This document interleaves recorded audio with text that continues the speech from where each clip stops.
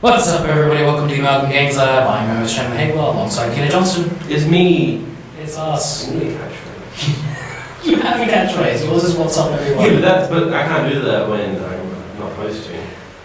Yeah. I suppose I could, but that's not as fun. Nathaniel's just repeating what's up, everybody. Being is, I woke and I'm drunk. He doesn't say that, but he says it during the show. Yeah, that is his catchphrase. I'm working and I'm drunk. Welcome to the Amalgam Games Lab, where we talk about video games and the gaming industry in general. We'll get into the show in a second, but first the housekeeping. If you are enjoying what you like, leave a like and subscribe. There may be an Amalgam show this week. We'll hopefully have something. If not, we'll probably put the spoiler cast in its place. Maybe, yeah. Yeah. Kingdom Hearts 3 spoiler cast coming this week. Stay tuned, enjoy. Oh, that game. It's a game. It's definitely a video game. I finished it. And it definitely wants you to know that. If you have any questions for the show, please leave a comment below or email us at amalgamshow@gmail.com. Support us on Patreon at the link below. We do have a patron. We have one patron. One patron. My housemate was like, I need a patron. I'm like, do you really want that? We have a cockroach as our audience today. Yeah, live audience. These are big in too. But it's better than a spider. Yeah, it's better than a spider. Anyway. Yeah, also, yes, all our social media, which is at The Amalgam Show, Facebook, Twitter, Instagram. Check us out there. So, what have you been playing? I don't know if I told you this since the last time we did it, but yeah, Platinum Kingdom Hearts 3. Yeah, that's an experience. Okay. Lots of gummy shit bullshit. What's the most difficult trophy you have? Difficult trophy. For me, the mini games, because once you get like kind of ridiculously high scores and I suck at them. Yeah. And there's like one in every level. Yeah. Like, yeah. Yeah. The hardest one for me was the Tangled one, because the buttons I sharp, they just color coded to the colors on the button. Yes. And I'm like, I've never thought of these buttons as blue and orange before, and I have to do that. And the pink and red look very similar. Yes. Yeah, so it's like, that doesn't, that's dumb. Yeah. I'm just assuming playing that one on Xbox would be easier. Oh, I don't know if the colors change for the Xbox. That's an interesting thing. You would hope so. Because they're more distinct colours, yellow, green, blue, and red. Yeah. But are they mapped properly? And I don't know. I don't know the colours of the format. Goddamn coverage. He's down here now. Yeah. Just believe it's not running anyone's like. But you know, that's a lot of gummy shit. When you, besides the controls, the gummy shit can be fun. It can be. Like, I ended up picking up a later stage, much better version of a gummy ship. Yeah. Towards the end of my playthrough, and have a little bit more fun with it, but it still controls like garbage. Yeah. And that's the problem, is that it gives you this wide, expansive, fun little zoomy open world to run around in, but it feels like trash. I can't turn left or right on a dime. Like, I want to be able to steer quickly. Yeah. And apparently you can make it handle better if you build your own gummy ship with better handling, but I'm not going to build my own gummy ship. I've never built a gummy ship like this. That's always the worst thing. Like, I used a guide, and this guy's like, hey, if you want the best one, kill this enemy, which you need a trophy for anyway, and then kill this enemy, and then kill this enemy, and then you will get the best gummy ship. And that thing's really powerful. Okay. And that's how I just went about the gummy ship mission, just get that strongest gummy ship, and just do everything else. Okay, fair enough. Yeah, that's pretty much it for that.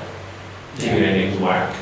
And then, We'll talk way more about Kingdom Hearts 3 in this podcast, because I have also finished that game. I finished Resident Evil 2 once as Claire. Okay. Female protagonist. She's pretty good. Yeah. Interesting, now I'm on the second run of Leon Kennedy. Do you know how this game works in terms of the New Game Plus system? I don't know how this one particularly, I kind of knew how RE2, the original, I worked. think it's probably the same. But it's the same, where it's like you basically play the game again, but from the other person's perspective. Yes. Yeah. But if you were to like start as Leon, you play, from in my case, Claire's storyline, and then Claire picks up a different storyline. Yeah. Because I'm meeting new characters and stuff Yes, now, yeah. and Leon, which went, oh, this is interesting. My housemate commented on like, there's a part where it's just women interacting, Mm-hmm. because it's like Claire, her mum, Claire, the child and her mum just all in one room talking. It's about death and shit because zombies. But like it's just interesting. Especially for like a PS1 game. Yeah. That would have been the same scenario in that. Yeah, It's absolutely. written worse, but Yes, well, performed worse probably, because it was all translation. yeah. Yeah, because that's, again, one of the things Kingdom Hearts suffers from is really, anyway. Yeah, talk about that. Yeah, translation again. I have stuff to talk about. Yeah. I'll save it for later. Yeah. In terms of like, in terms of games that we're going to talk about because of the direct. Oh, right, Yeah. of course. Anything else? The only other thing that I really, I picked up Final Fantasy 9, which I'm going to play at some point, which we'll talk about later. But the only other game that I've really played is as soon as I finished Kingdom Hearts 3, guess what dropped? I'm thinking Anthem Beta, but that's not it. Fuck Anthem. Okay. I don't know what to do. Pretty much the day after I finished Kingdom Hearts 3, Apex Legends came out. Ah, that's the other game. That has completely overtaken my life. Really? Not completely. Yeah, I know what you mean, but yeah. I've been playing it every night, basically. What do you think of it? I think it's fucking fantastic. Yeah. I think it's great. After I said to you, I'm going to play a round of it, I ended up playing it for quite a bit. Yes. Because it's just easy. You end the match, press X to continue, and then press triangle again. Yes. You just let's go. There's no too much buggerizing around. Yep. It's really smart. So Apex Legends, a battle royale style squad-based shooter, free to play. Every boss word that you could possibly want. What was the full description? Battle royale hero shooter squad-based free to play game. No, I always forget about the term hero shooter because pretty much since Overwatch happened, no one's even bothered to touch that market anymore. And Call of Duty still sticks to that. I'm not sure what Battlefield does, but no one does hero shooters anymore. Yeah, well, also Temple unless they've got a good one, and they've got a good one. And we'll talk about the hero shooting bit because it's a little bit different, but I still love it. Anyway, standard battle royale rules.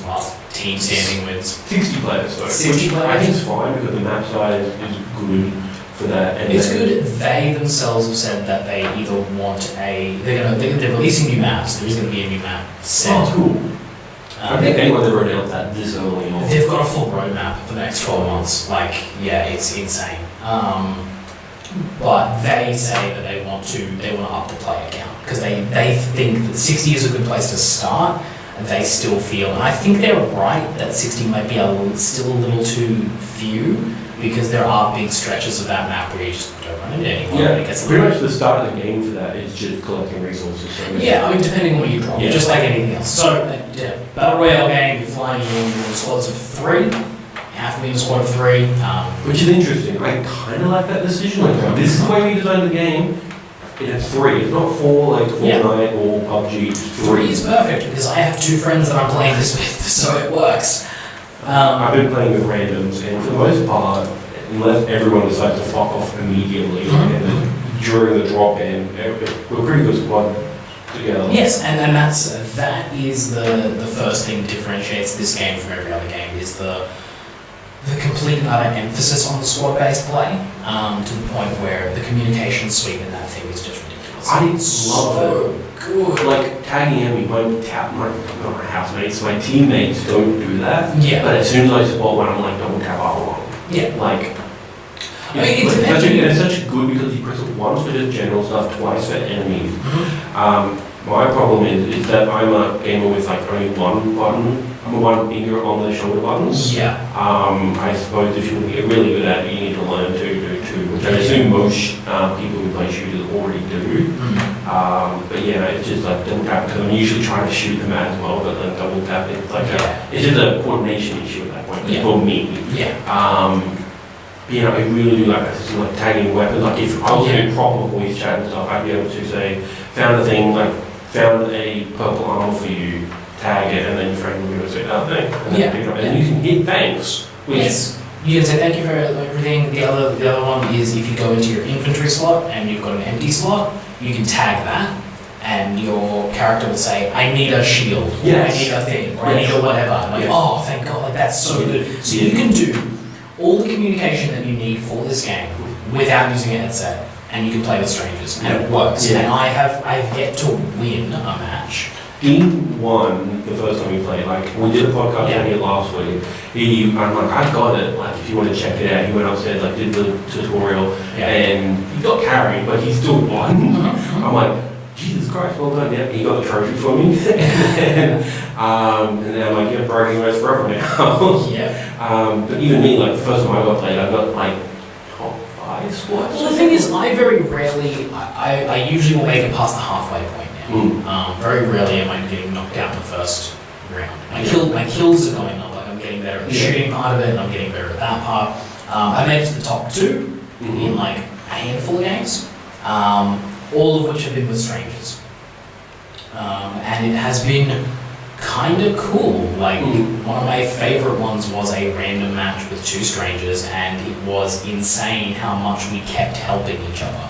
Like, I went down in like one of the first looting phases that we were doing, and these guys were like, they did their stuff to make sure that everything was clear, and they got their loot, and then they came up and they picked me up, they revived me,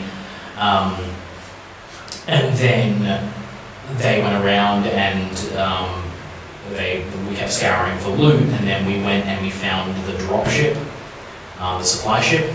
We held the supply ship for most of the game because we got the good loot off of it and killed everyone in there. And then the circle closed to a point where we couldn't be on the dropship anymore, so we had to bail. We bailed. We ended up being in like a kind of ambush for a second where another team had got us. Both of them went down. I ended up killing the 3 of them and then reviving both of those guys and be like, come on, we can do this. And the only thing that got us in the end was that the final circle, like where it was getting really small, it closed in a place where there's basically some rocky hills. And we were using a portal to get from outside the circle into the circle. And we did it, but the problem is that the team that eventually won it was just hiding in the hills. And so we were on the ground floor running around, and they just picked us off from above. We had no chance. But that was such a fun game. Like, I had no problem with losing at that point. It was super, super fun. Got a bunch of level, loot's pretty good. So it's free to play, it's all cosmetic based, loot boxes, all that kind of stuff. It still seems a little bit, looking at like the packs, I looked at the store and like, that seems a bit pricey for us. Like, Australian dollars are always worse. Like, I honestly don't know how microtransaction games go in Australia, because it's always way more expensive. It's never an impulse buy, which I feel that's what microtransaction should be. Like, for me, Pokemon Go, when you're just doing dollar, it's great, and like, because you only need like $2 for an incubator, which is pretty much all I buy on storage. That's great, but then their conversion rates, they haven't fixed it, because you go up to $7, you're buying less coins. It doesn't. They haven't looked at that properly. And I feel like it might be the same here, where I feel it was like it scaled like an actual game. Scaled well, but it was still like the lowest one was still like, I wouldn't fork that out. Like, what I might do is buy the battle pass. Which does that exist yet, or is that coming? It's coming. That's what I thought. I believe it will come in the first month when they drop 2 new characters. I believe they've got, or at least 1 character planned by March. And the characters will make this game amazing as well. Individual characters. So they are hero classes, sort of in that sense of Overwatch, but there is like a major difference, which is there is no movement difference, there is no damage difference, there is no speed difference. All of them are base. All of them are exactly the same in terms of that. I was wondering about that. The only difference are their abilities. That's it. Cool. Everything else is exactly the same. I might be willing to experiment a bit more with other characters now. That I know that's the base. Which is great, because I have experimented with all of them. I think the only one I haven't played yet is Bloodhound. Is that the one with the Raven, and the one that can ping. They can ping items and enemies in a radius. Enemies in a radius. Cool. So it can. So you hit a bumper, and you can see the footsteps of people who have left the area, and you can kind of trace them and go, okay, there's someone off that way, someone off that way. That's cool. And then his ult, I believe, their ult that's another thing I'll get to in a second. I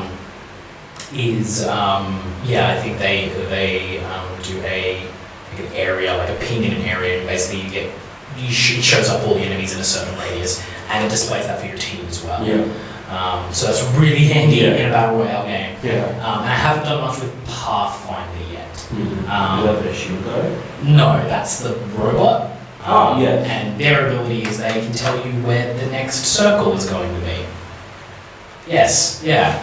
So that's the cool thing about these characters, is that there's a lot of like generic shooter abilities, but then there's ones that they've specifically made for a battle royale. So Pathfinder can tell you, Pathfinder's first ability is they can create grappling lines. So you create a grappling hook and everyone can zip away. That's cool. And then the thing is, you can tell you where the next circle is going to be, so you can be like, cool, we can plan our next step. That's really cool. The characters are super diverse. I love that. And from a gameplay and inclusivity perspective. Yes, absolutely. From a social perspective and from a gameplay perspective. You've got things like Bloodraven and Pathfinder who are more supportive characters in terms of like terrain and information and that kind of stuff. And then you've got Lifeline, who's the healer. And then you've got Wraith. She is the one who does the portals and does the skipping. She's amazing. I've actually got the most kills in the game with her, even though I don't main as her. I need to, I like that ability, I just need to work it out properly to use it most effectively. It's really, really good. Like I said, it's really, really handy if you can figure it out, as the circle is closing, to drop one and then get into the circle and drop one, and allow your teammates to get into the circle without having to worry about it. Gibraltar's really fun. He was the one that I thought I would lean towards the most, because I usually play tank in these kind of games. But again, found myself probably leaning more towards either Bangalore, who's the generic soldier. That's one I pretty much tutorialed myself through. I'm like, okay, this is soldier class, I'm going to be focusing on guns. In fact, because I thought everyone sort of had different stats and stuff. And then I got pushed, someone else chose Bangalore, and I'm like, I'm going to go race then. And then I'm like, power is interesting. I guess you fully utilize ults and the power-ups and stuff. And then there's the two paid characters as well, Caustic and Mirage, who are really cool. Caustic seems to be a late game kind of hero, because his thing is he drops poisonous gas that damages you. That's what that is. He drops poisonous gas and traps and all that kind of stuff. And so when you're in a small circle, tight corridor, close quarters, he's really handy, because you drop the poison gas, you back off, and you just kind of enclose the other players. And then Mirage, who's better for, he's kind of like an all-rounder, but being able to deploy holographic decoys over himself. I've seen people do that, and I'm like, this is really effective and handy thing. And it can happen at any moment too, because he can do it while you're parachuting in. So you can actually send the decoy off, going somewhere else, because also, when you parachute in, everyone's got different coloured smoke, so you can look around the map and see where everyone's dropping. That's really interesting, because I feel Fortnite, everyone's bright enough that you can sort of see what's going on. When I was playing Blackout, I noticed that was the first time I ever saw that. I'm like, this is an interesting choice, and seeing Apex do it, I'm like, okay, this is... it adds a layer of tactic to the actual dropping phase, where you're like, okay, well, everyone's going there, and then you have that decision of do I drop in with everyone and see if I can get a bunch of kills and be the last person standing in that area, and then loot? Or do I just focus on finding an area that no one's in, so I can get a lot of loot and then arm myself to the teeth for the last bit? How you play is up to you. So I also on the drop-in note of you can suggest where people go. You can control when you're the jump leader, you can control where you're going, or you can relinquish that thing. That's my favorite part. The thing that would annoy me when I heard about that was they pick one random person to be a jump master, and you control where the team goes. The first time it happened to me, I was like, I don't want this control. I'm sure there's people. I'm sure these two randos know this way better than I do. And then I noticed the prompt, because it doesn't really. There's a lot happening, so I probably missed all of it. And I was like, relinquish, hold the B, someone else takes over. It's perfect, cool. I don't know what I'm doing in that jump phase yet. You take over, you tell me what you want to do. Because I looked at the levels of the guys and I was like, these guys are right. I'm just gonna chill. I'm just here for the ride, guys. But they all have their unique abilities, and they are somewhat that Overwatchy thing, but because they all have the base damage, the base movement speed, and everything like that, it's not it's not like there's a pick counter pick. Yes. It is just like, hey, you find the one that works for you, and then the other team members will find the ones that work for them. And any combination of three, if everyone is working well, will be a great team. Yeah. You don't need to have a healer, a damage, a defense. Like, you don't need to have them. Yeah. Having them would be great. Like, having a lifeline is really handy. But if you have a shit lifeline, or if you're not quite playing lifeline to the full extent, it's not any more useful than a good Gibraltar or a good Wraith. Yeah. You just gotta have everyone on point. Yeah. Game's really snappy. I haven't had any problem with lag or dropout or anything like that. I had one thing. I got my first kill, and then it just froze. Oh, And then I'm like, but it didn't crash. I just had to wait like 15 seconds, which is a long time in a battle royale. Yes. Well, in any multiplayer situation. Yeah. And then it finally snapped back in, and then like my team was scattered and stuff. I'm like, Yeah. But yeah, that was I had a bit the of only glitch I've had. I had a I think bit that's of more glitch rather than suicide. I think. Yeah, possibly. I had a bit of stuttering in some late games when I was playing one night, but what I ended up doing was my internet router at home actually has two different Bandwidths? Yeah, bandwidths that I can use. And I had my Xbox, and playing on Xbox. I had that one connected to just the regular one. Yeah. And I switched it over to the 5G one, and as soon as I did that, everything was happy and there again. I was like, okay, it's probably my internet fucking up, not theirs. So that's all good. The curve for like earning in-game currency seems a little slow, but I don't think it's going to be too much of a detriment, because it feels like the kind of game that they're probably going to give away certain things, and it's a season-based thing, so you can get a lot of stuff. Like I feel like at this point it's not too big a deal, but that game is excellent. It's so much fun. Like I am absolutely baffled by its existence. Because I don't know if I mentioned that. I probably petered off at some point because this game's really fun to talk about. It is the developers of Titanfall. Yeah. Which is the developers of Modern Warfare and Modern Warfare 2. Yes. Which are legendary. Like, they know how to make good shooters. Yeah.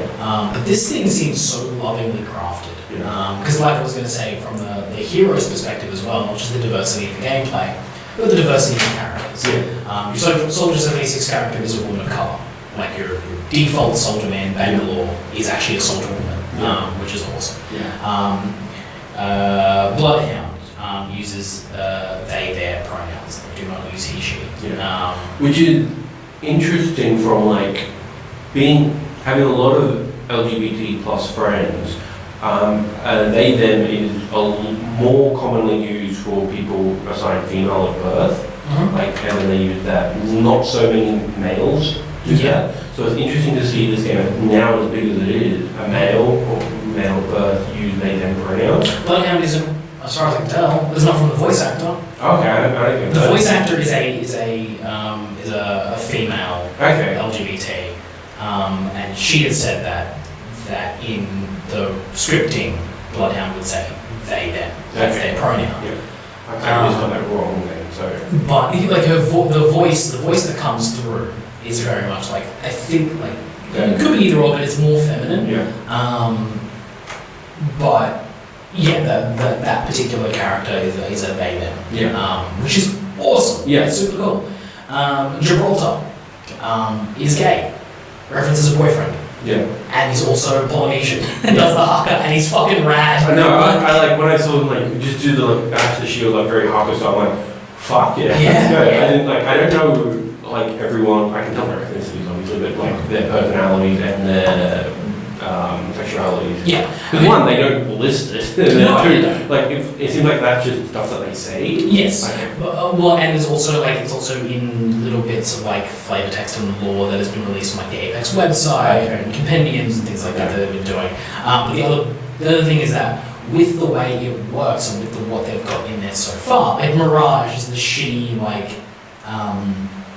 Like goth girl sort of thing. No, that's Wraith. That's Wraith. Mirage is like, he's like the Johnny Cage of the group. Like he's the shitty celebrity who's like, yeah, I'm the best. And you're like, fuck off. But what it does is that they've created these actually unique, interesting characters that you kind of want to know more about. Yeah. And because they're adding more heroes, like it gets to the point of like, will they add Gibraltar's boyfriend in there?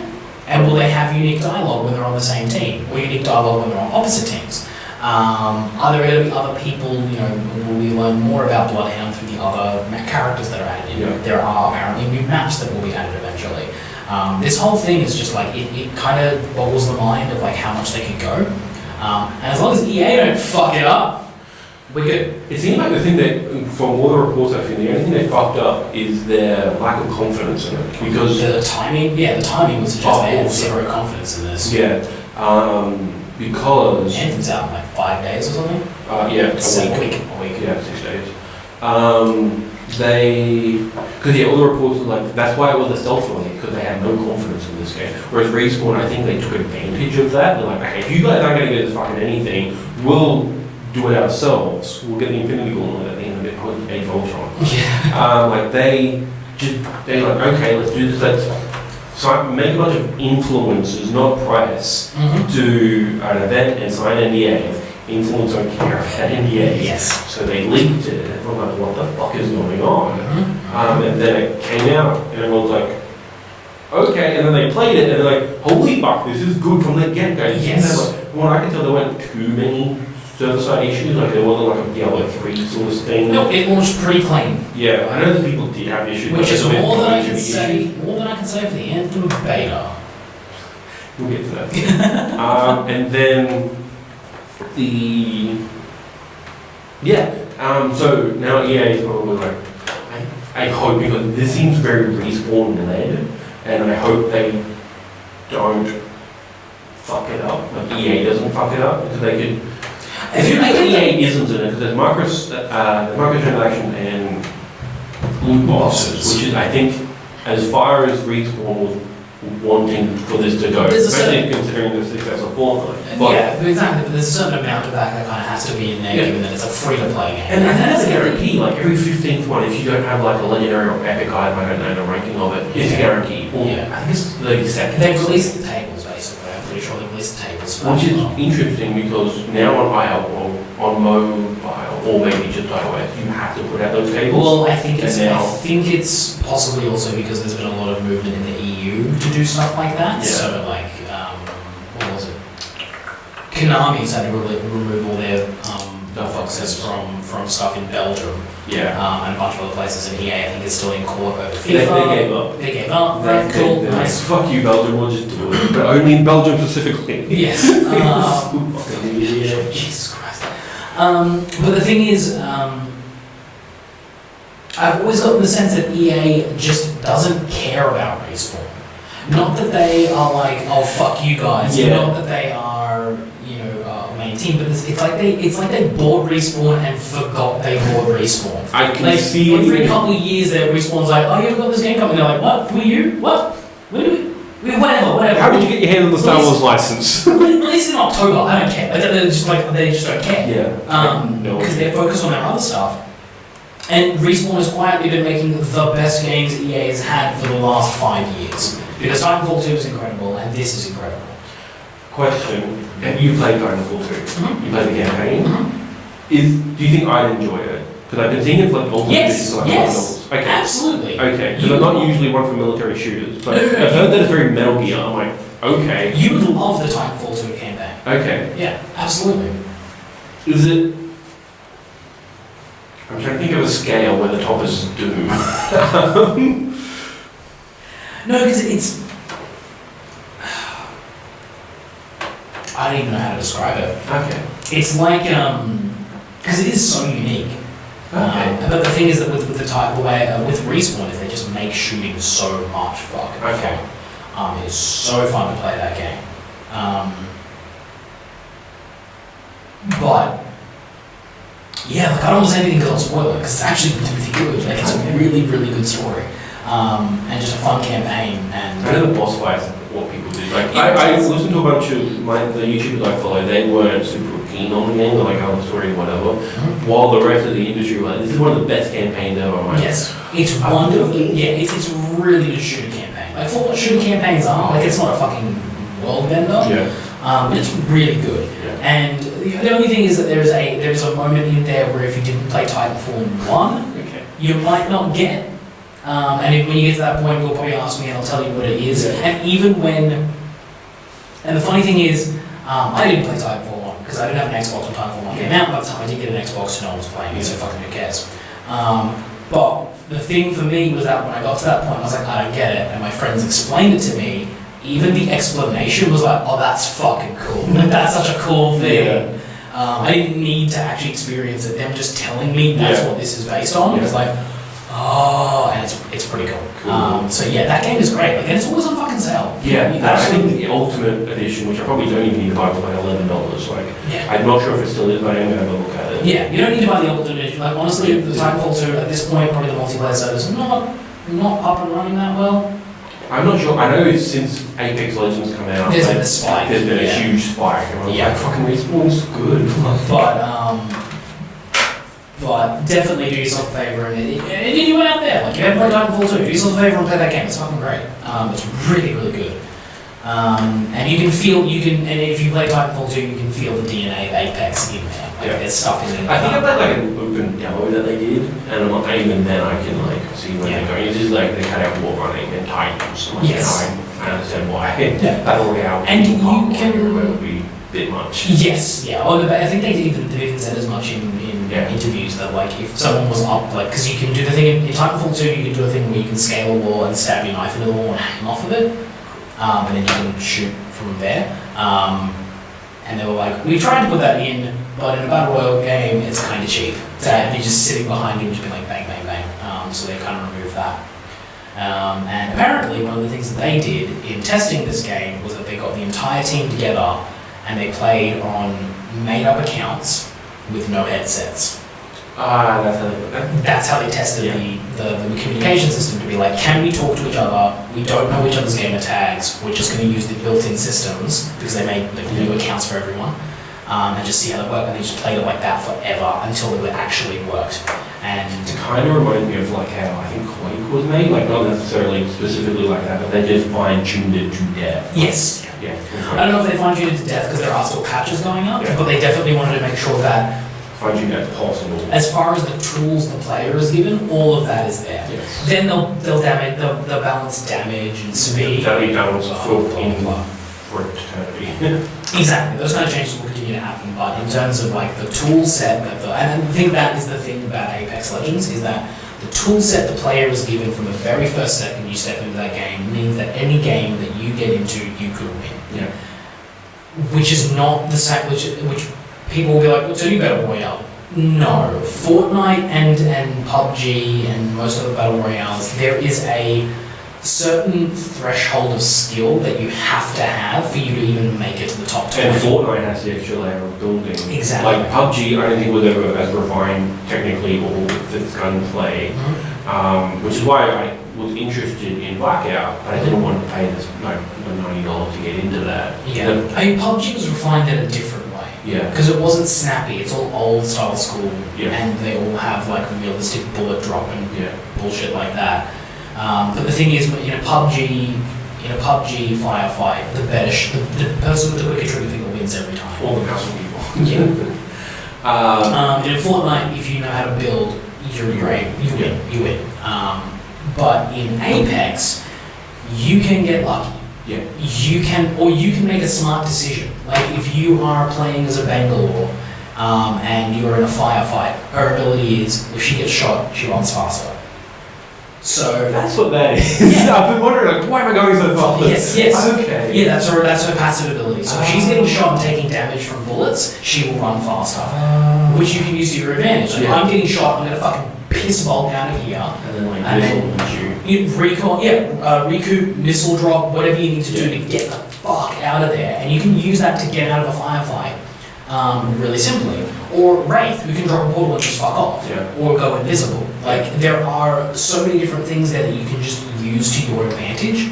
And for the most part, most of the technical abilities, the left bumper abilities, there's stuff that you can drop at any point. They're all on cooldowns, but if you drop in a smart way, they will either A, help you avoid a firefight, or help you escape or win a firefight that you are outnumbered in. Like Lifeline dropping the health bot and stuff like that. So this game is designed to anyone at any moment can make the win. And it adds to that by giving you the respawn mechanics. You can actually bring your players back. Oh, which is the big part of this game. The biggest part is that you can actually, like, if you die, you're not dead. Yeah, that's the mechanic that's what I was going to say earlier. That's the mechanic that I've never seen fully utilized. Like, everyone's usually dead by the time anyone can even get a flag, let alone resurrect the flag. Yeah, no, I've had it happen to me. So yeah, one of my first games was 2 randoms, and I couldn't for the life of me figure out what this guy was doing in my team, because he dropped at like the far edge of the map because he was a jump master. Mm-hmm. We looted all this stuff. The circle was put in place, and he was ages away, and he just kept looting. And looting, and looting, and looting, and then there was like a minute left, and then some people came running by and killed me and the other teammate, and he picked up both our banners, and he kept looting, and kept looting, and kept looting, and then ran over to one of the respawn beacons, and then dropped us down, so we both came back. But then there was like 45 seconds left before the circle closed, and it was like on the other side of the map. So I was sprinting to that, like just slide. Yeah, just basically, beat slide, like just beat sliding is so good. It's so good. But basically, the problem was it was all uphill. Fuck yeah. So I basically just like, because there's in the mini map you got the circle and the orange line. I basically just hooked myself to that orange line and just went straight, like just fucking bolted in that direction. And he was still hanging around. And then the thing was closing in on us, and I was taking damage as I was going through, and then he started running in, and like I couldn't figure out what the fuck he was doing. Because I was like, if he's the same as me right now, he's on half health and just barely made it to the circle. Why did we do that? Why did we do this whole thing? That's so weird. It was so weird. One story that I remember that I really enjoyed is we were in the swamp area, and we're doing our looting in the house, and we had one person come in, which meant the other 2 people were outside. We took that person down, and then the other person came in through the front door, and then they came in and then went down the hallway, and we just all like centered on the hallway, and like the 3 of us were just funneling this guy through, shooting him down the hallway. He's trying to back up, and then they fall down. The other guy comes in, and we firefight. Nice. I really like that imagery of like down this hallway, 3 people shooting the fuck out of yes. Fuck. The only other one I can remember that was really, really good was me being like, so the final 3, I think it was, 3 squads, with my 2 mates this time. Yeah. And we were in it was around the swamp area, we were in like one of the huts that was like up on the bit, and then there was another team down below. Yeah. And I saw the dome pop up, which is Gibraltar's like defensive shield, and I was like, damn it, they've got a Gibraltar, because I was playing as Gibraltar. And he dropped his big thing, so I put my defensive shield up and defended my team that way, and then I dropped my mortars on them, and it was just kind of like one after another. Yeah. But then the third team was just watching it happen, just came in and slaughtered us all. Damn it! But yeah, it was kind of fun to have like these 2 Gibraltars kind of going sort of toe to toe. That game is excellent. I've really, really enjoyed my time with that. And that's pretty much it. So shall we move on to the news? Yes. General stories. Oh god, okay. What a shit show this week has been. Oh man. I'm trying to type in Apex. Oh, I'm offline. Weird. Apex in one. I sure don't remember it. It'll be fine. Okay. Speaking of EA and shitty companies. Activision Blizzard had some major layoffs. For almost no reason? For absolutely no reason. The one thing that's being reported is that like the Destiny team, PR team and marketing team, that's the word, is no longer needed. Like, that's fair. That's fair. But also resign other projects, like... But not only that, but like the support teams, IT and QA. Those teams that were working with Destiny in those fields, their skills are not completely redundant now. Those things are easily applicable to another thing that you've got. Say, I don't know, Diablo Immortal. But there's, like Diablo 4, like they said, Yeah. there's no a Blizzard game coming out this year, like main title games. Yeah. But there's still they've still got to work on, like Diablo 4 is coming out, like probably next year. And there's still the next Call of Duty game, but like they also have Activision should just put out more properties. Like they've got fuck all anymore. It's They've got Sekiro. And the problem was is that they did it again, like the CEO was doing the earnings call and the announcement, like record profits, record revenue, he got a super fat bonus, and yet he still cut 800 employees. Yeah. Why? What? Why? Yeah. You cannot justify that. When like if the Destiny team had been cut and they had made a loss that year, I would have been like, well, look. Business is business and it sucks. Exactly. But you're right. But they make record profits, they have record revenue, the CEO gets a fat bonus, and they still can't afford to have 800 extra employees on the books? I call bullshit. Yeah. Especially when I was watching a show and they had a special guest on, and he said, I forget who they wrote it for, but anyway, he said he's never written a Ubisoft layoff report. Much of that, Ubisoft will close studios, but they always say in the press releases they're being reallocated to other Ubisoft studios. The other thing is, when Nintendo, or even, I'm not sure about Square, but when I was going Nintendo, to say, when Nintendo, like everyone's been citing the story when Iwata, like Nintendo was having a shit year through the Wii U years, and Iwata specifically took a pay cut out of his own pay because he refused to fire anyone over the bad year. because That's the CEO. and that's his responsibility. He's the leader. I'm not sure if that's a normal Japanese perspective to take on it. It seems very Japanese to hey, honor, and I'm the one responsible for this. Yeah. I'll literally take the losses on this. And he's still living well off it, probably. He doesn't wouldn't need all that extra money, which is probably why he was able to do it. Yeah. And then just reallocate the resources back into Yeah. Nintendo. But it was when he passed away, that was all the stories that were Yeah. going around about how much of a selfless leader he was. And I never understood the fact that you look at businesses like Activision who make these kind of decisions and make this kind of cold-hearted product calculation. And then you look at a company like Nintendo, and Activision doesn't look at Nintendo and go, oh, you know what, you can do both. Yeah. And at no point do they think that, they just go, no, numbers. What is the fucking wrong with you that you think, Shareholders. And that's the They thing. had shareholders, But this thing is why are shareholders looking at that going oh my god, because I know video game stock across the board has taken a hit this last year.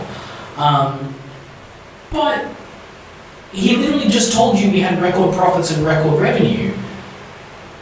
And I don't understand, this is the thing that I don't understand. I'll never understand capitalism for this point. This guy comes out and says we're going to lay off 800 people, and you go, oh, thank God. Okay, all right, good. Yeah, that means the stocks are going to be fine. What? Yeah. What? That's a very, very good point. What? That's somehow going to boost consumer confidence in your business? Is you go, oh yeah, we had a great year, but we're going to fire. What was it, 5 or 10% of the workforce or something? I want to say it was about 10% of the workforce, which was about 800 people. Yeah. Nearly 800 people. That's insane. Yeah. And 800, they were also saying, 800 people, that's sometimes an entire industry. Yeah. That's so many people, that's at least That's the entire company. That is a game development studio. Gone. Yeah. So many people, it's ridiculous. It's crazy. It's 800 families, well, maybe a little bit less than that, but in any case, people have 800 families, we'll just go with that. That's times that by 3. Yeah, at a rough estimate, at a minimum. That's so many people. It's hard to fathom what the actual reach of this problem is going to be. Because now, not only that, you've got these 800 people now looking for work. Mm-hmm. I don't know if there are 800 positions out there right now. Yeah. There may be, there may not be. Again, we were saying, but Ubisoft's usually pretty good with this kind of stuff. As far as I can tell, they're the company that tends to be the least often to fire and lay off people, and then B tends to be the first studio to hand out hey, we got positions open, because they did that with Telltale. They were yo guys, we come talk to us down in our to our offices, we've got shit going on. And Ubisoft also seems like they actually want to put out more products. Yes! That's the other thing, like, if I will hire people, we just need them to make something. Yeah, make something, anything, I don't fucking care. Match 3 game, go! Like, they just don't care. I was going to say, people were comparing it to Hollywood, and Hollywood, there's a bunch of people get laid off all the time, but when they unionize and they can just stay in LA and get more jobs, whereas video games, the industry is so spread out across continents that like people will have to upend their lives and move to Toronto, to Texas. The difference with Hollywood though is that most of the time when it comes to those kind of layoffs, there is a notice, there's some writing on the wall. Like you've either signed a contract and you're working on this film or project for 18 months, and you know at the 18-month mark this is done. So at the 14-month mark, you're handing out resumes, you're ready to go. Exactly.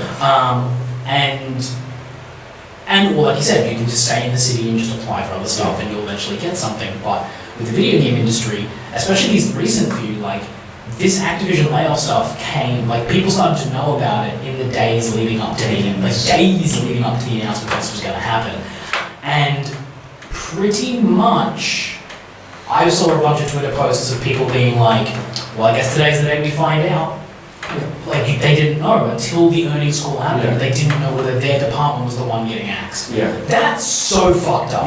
Like that's Hunger Games level of like, we're going to wait until the last minute and then we're going to line you all up and we're going to pick one for sacrifice. And that's ridiculous. And for some reason, this industry gets away with it more than any other, where they're just like, up until the 11th hour, they are just holding on hope and then going, you're dead, gone, bye, fired. Because there's no union. The video game industry is one of the only unionless industries, especially in the entertainment industry at large. And because we're considered young and like the toy industry probably had like actual physical toys have unions and stuff. Probably, I'm just not baked in that industry, but like surely like the toys have been around since like 3000 BC. Since the invention of the ball.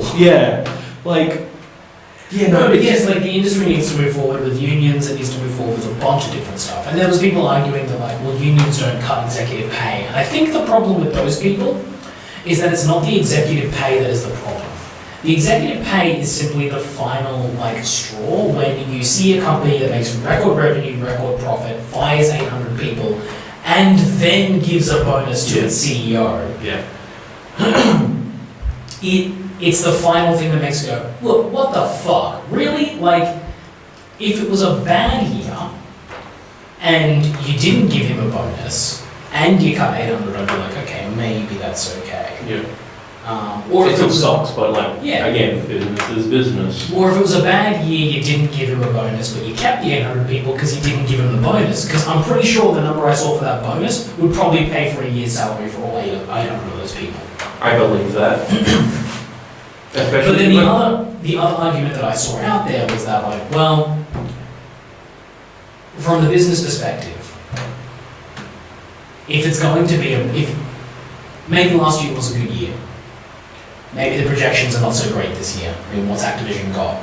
Sekiro, Crash Team Racing, Call of Duty 2019. Woo. Diablo Immortal. Woo. China will like it.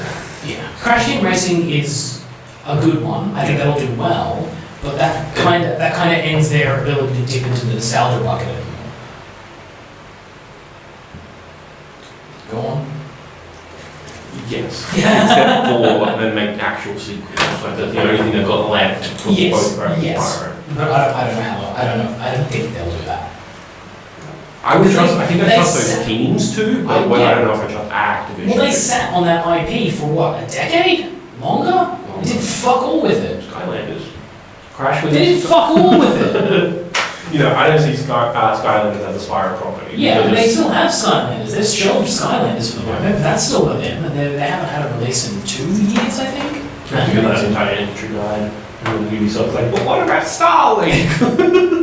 I mean, I have, looking at Skylanders, Toys to Life in general, it's the kind of thing that I think, if you just, put that on the shelf for, say, 5 years, that's long enough for the kids that were buying it to grow up but it's also long enough for another generation to have had a bunch of other kids Yeah. that you can then sell this to and be like, hey guys, toys to life. Yeah. And that whole bunch of 5-year-olds will have never seen it before. So like, it's one of those IPs that I'm like, maybe not a yearly release. Well, that's the thing, you got saturated way too quick. Yeah, but once every 3 or 4 years, you could probably turn it into a sustainable thing that will last a while. Yeah. Or But yeah. Nintendo just, they seem to have nailed it with Amiibos, because they're good collectibles. And That only sells because it's Nintendo. Like that's all it is. Because they don't do anything. They don't do anything.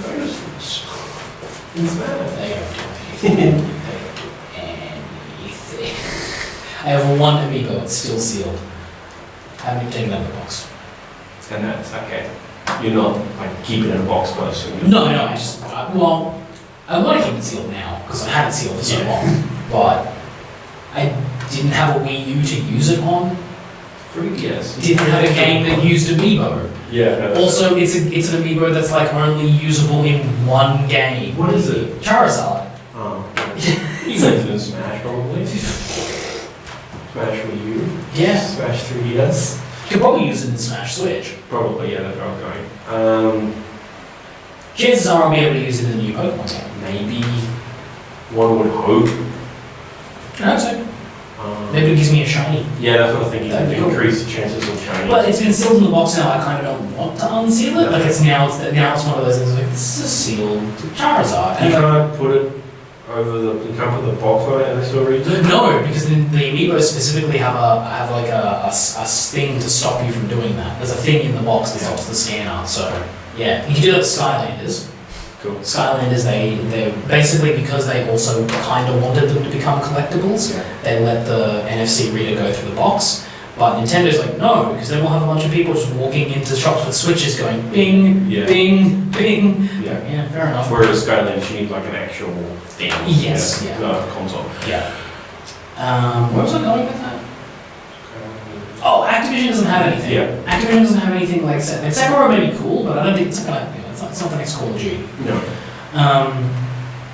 But if this year was like an okay year, and next year is projected to be a bad year, and you as a company want to keep your CEO to try and get that CEO to stay through a bad year, you pay that CEO a little something to stay around. That's the only reason I can think about why you would do that, is like, they're looking at the next couple of years and being like, oh, and they need someone to steer the ship, and no one wants to steer the ship unless they're getting paid well enough. Especially now that they don't have Bungie, like I'm sure a lot of people are checking out, because that was meant to be the 10-year deal, like that was the thing, and now they cut it off for like 4 or 5 years, and now like, they don't have, They cut it off at 8. Like 8 years since Destiny 1 or 8 years since the deal? 8 years since the deal. Okay. As far as I was aware, it was a 10-year plan, and the launch of Destiny was meant to be in year 3. Okay. Because they had the development time and all that kind of stuff, and then they had there was a 10-year plan for Destiny as well, post-release. Yeah. But the actual 10-year deal with Activision started like pre-production Yeah. through to the end of it, and they cut it off at the 8-year mark. Yeah. That's not too bad then. Yeah. But like still, like that's Yeah, I mean, cash cow, which Activision didn't like. They weren't looking at Destiny going, they're making great numbers, which it was, but just not good enough for Activision or Bungie, like we're super yeah, but the thing is, when you're looking at Activision now, I don't think there's anything that could be good enough for them, because they've been disappointed by Call of Duty for years. Yeah. Like, they said like World War II, I think World War II or Infinite War, no, not Infinite, would have been World War II. They were like, oh, it did better than expected, but it wasn't by that much. Yeah. And then I looked at them, what did you expect? Like, you've been pumping this game out for almost 2 decades. Yeah. You really, like, and that's the thing that always baffles me about these companies, is them just like, almost like the complete and utter, the confusion they have, where they're just like, I don't know why we're not doing so well, it's Call of Duty. You're like, yes, it's like the 18th Call of Duty. And they don't get franchise fatigue, which I think they do a little bit more with Call of Duty than they did with like Guitar Hero. Yeah, but what they tend to do was they would like, they would get something new, like Guitar Hero, Tony Hawk, and then just run it into the ground really quickly, Yeah. and then set it on fire and leave it to burn, and it's done. But with Call of Duty, they just kept whipping that dead horse. Yeah. Like, it's not been the most popular franchise in the world for a while now. GTA 5 because that's its own franchise. I mean, but even the year GTA 5 came out was 2013, so what Call of Duty with that? Ghosts. Yeah, alright. That was the whole I mean, show. but, okay. So I worked in an EB game store for a while. Yeah, you think you've said this story. And I might have told the story, but basically the year after Ghosts, like the direct launch after a month or two after Ghosts came out, people fucking hated it and returning it. This game sucks. But then the next year, what was the next game after Ghosts? Advanced Warfare, I think it was Advanced. which is a better game, From what I've heard, yes. objectively a better game. That was Sledgehammer, wasn't it? Yes, the Sledgehammer's first. Yeah. But for some reason, I sold more copies of Ghosts that year than I did of Advanced Warfare. And that trend kept going for a while, where it was like the previous year's Call of Duty would sell faster than the one that was coming out that year. That's really I think people just... Probably because they like, oh, no, the new one, don't go the old one. Because I find another one, it's light and it's good. Maybe, or maybe people are just stupid, or maybe Call of Duty should just stop. But then Activision will fire 8,000 people next time. Maybe they should stop making Call of Duty and make something else. I don't know, or try something else. And the thing with Activision is that they've got this obviously amazingly talented team. Yeah. Like Call of Duty, although it's not my cup of tea, like it's still a very well put together game. For a 3 year, like dead center, like 3 year production cycle, Yeah. they nail it. Like they're going to come out, maybe like server side, I don't know, but like they run well, they don't Yeah. fucking crash anymore all the time. Why don't you take one of those teams off of Call of Duty and make, I don't know, a fantasy game, an action game? Because it's not annualizable. You could annualize it. Just make something different. And give a different team a Call, because like, I'm just looking at like what the Call of Duty team does in terms of like graphics, the polish, and the gameplay, and all that kind of stuff. If you apply that to any other franchise, and we would have a winner. Yeah. And like, maybe there's something I'm missing. Maybe there's something I need to look into more about, like the way this whole thing works. But again, I keep looking back to last year and just going, look at the numbers God of War did. You don't want your games doing those numbers? I think that's why they're experimenting with Sekiro, because they know Souls-likes do well. One, it is the Souls creator, Yeah. and creators, that team. And then it's single player, like we'll give single player, well, Crash, Spyro, they've been selling well, so they know single player is still good for them. But they still, And they're not selling game bucks, but yeah, Crash running across 10 million, which is a fucking lot. Activision is so weird. They're so weird now because they've been this looming specter of a giant gaming corporation for years. Because they used to be one of the E3 slots. Yeah. They used to be one of the big gun marquees there. They just disappeared and faded into the background. But they still own like half the industry. Yeah. Especially when they bought Blizzard and integrated them. Like it's weird. And now they're doing this, and this has caused a backlash that I don't think Activision can run away from this time around. I think they're going to have to really do something. Yeah. But we'll see what happens. Maybe those 800 people will be hired by THQ Nordic. Maybe. Fucking THQ Nordic. God damn it, you broke my heart.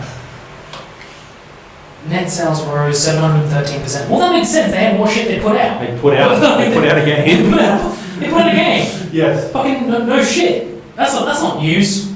That's what I mean. They've now got $500 million, well, nearly $500 million in 2018. They can hire some of those 800 people now. Yeah, probably. I mean, THQ Nordic is in the business of buying everything, so you know they'll probably pick some of those guys up.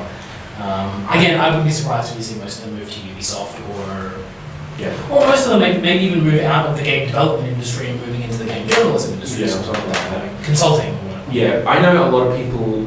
One of the teams that were laid off was in Santa Monica, so you can get some people going to either Sony Santa Monica or Microsoft Santa Monica. I think you know what it's called. I can't remember. It's like not Ignition, because they do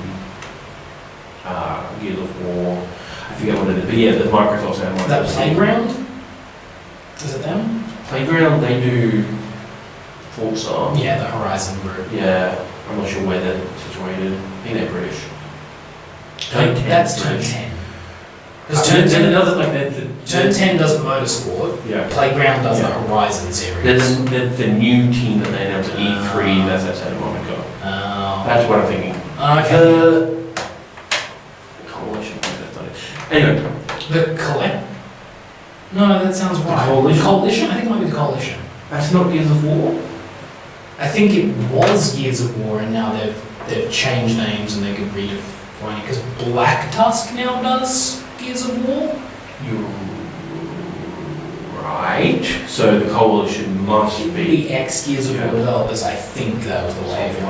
I don't. Anyway, yeah. Don't want they could go there. Like there's a couple of things. Yeah. Anyway, yeah. THQ Nordic, they made money because they put. Good. I hope they make a better fucking Darksiders game. I hope so too. I hope they make better games. I'd like to see THQ Nordic do some good stuff, but at this point in time, they have not got a great track record. So we'll see. Maybe they'll take that. Maybe they'll take an E3 slot or something. I really want to see that. Because they have what's the numbers they keep saying? Like 97 games in development or something. 97 games. Oh wow, this is not loaded properly. Wait a second. It was at the top.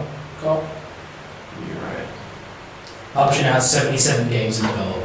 48. 48 unannounced projects. Jesus Christ. Yeah. That's a lot. Yeah. So they could. All right. Yeah. Okay. So someone's coming for Ubisoft's crown. I hope it works out. Like Darksiders 3 aside, if this means that a new game developer comes into the space to create some competition and some new stuff, by all means, absolutely, give me more new stuff. Because I am kind of sick of the games I'm playing being like Nintendo, Sony, Ubisoft, chuck a Bethesda or a Square Enix in there every now and then. But the rest of them are just, pain.